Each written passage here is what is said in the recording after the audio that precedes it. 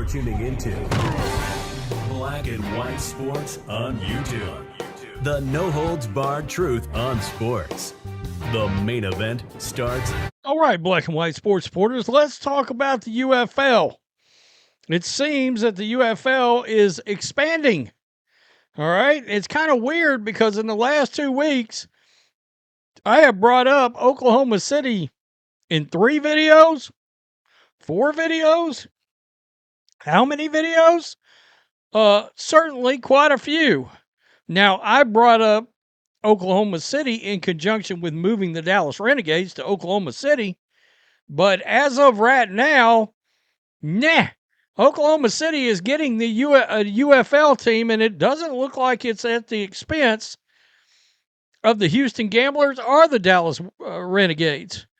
Now, whether or not one of those 2 teams could end up moving, we know they're not drawing. They're just not drawing. Now, there's I talked yesterday about things like marketing and this and that and the other, but this announcement came earlier, and I think it is extremely smart. It's a good location. It is. That Oklahoma City will support a professional team. I mean, they're going to pack this house, in my opinion. I got a massive feeling.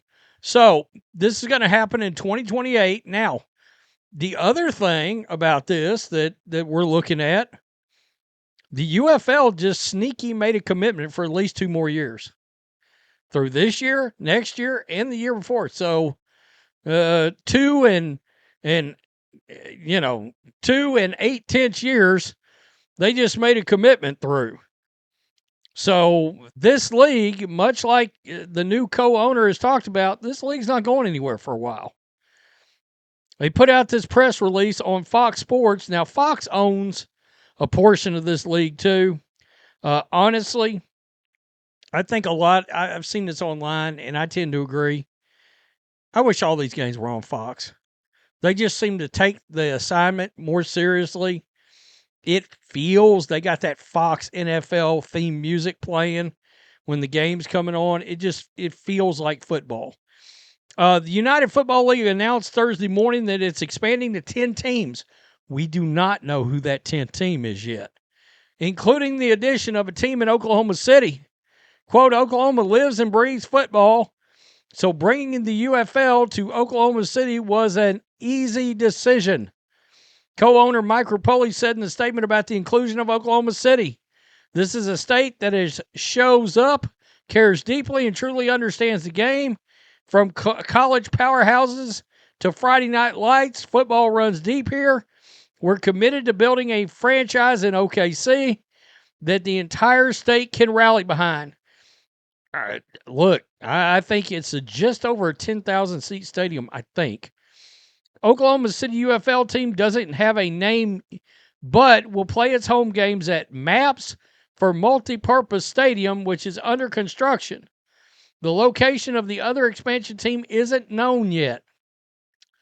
So here we go. Let me play this video because I've got it up here.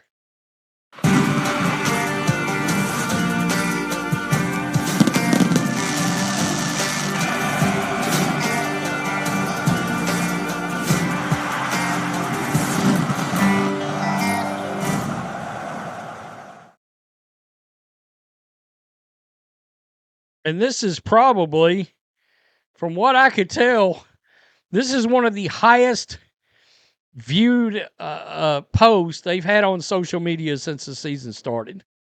I think it's a good idea.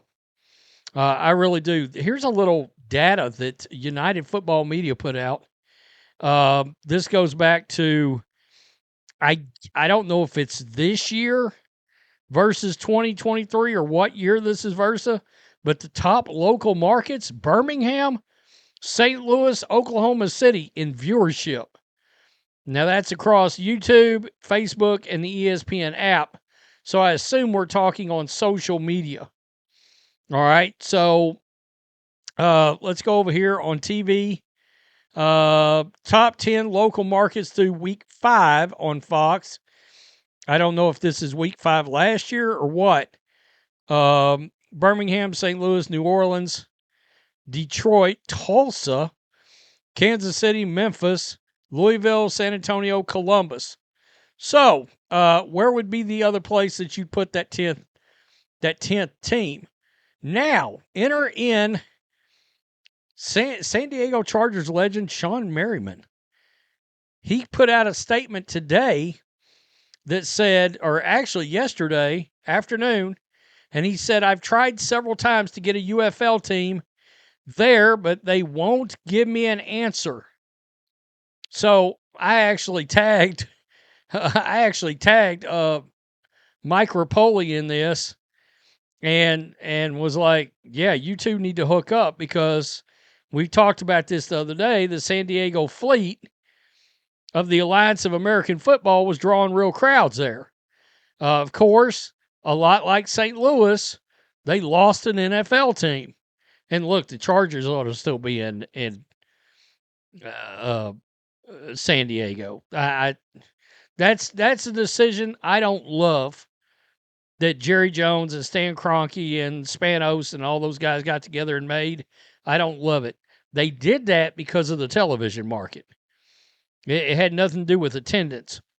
So this were the games right here: 20,000, 14,700, 20,800, 20,986. And what was interesting is, if you notice this, attendance was going up, was on an upward trend. By the way, those Alliance of American Football games, they all kind of drew pretty decent. Actually, San Antonio drew great. San Diego drew great. In the XFL, Seattle drew great. Orlando drew great in the Alliance of American Football. Not sure why Orlando hasn't wrapped its arms around this UFL team. I don't know if announcing these new teams will help, but I think it does indicate to the viewer and to the consumer that, hey, I can at least become invested in this year, next year, year after. Okay, and then all of a sudden you look up and the UFL's been around 5 years. All right, so we found out yesterday Houston signed an AFL MVP at quarterback. Quarterback play's got to get better. That's spring football. I saw where Brock Osweiler's going to call a game. I saw his name was like, well, call a game. Brock ought to be playing in one of these games. That's my point. Guys like that specifically at 35 years old, let Brock Osweiler get out there and play ball. He may not want to, because he's probably making more money in media now. But that's a name dude that you could have out there throwing a ball. So anyway, it's a great move. Oklahoma City, that's a home run.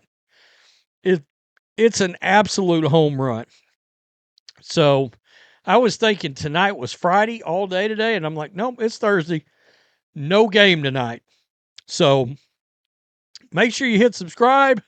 Peace. I'm out. Till next time. Thanks for watching the show. Be sure to like, comment, and subscribe. Be sure to tune in next time on Black and White Sports.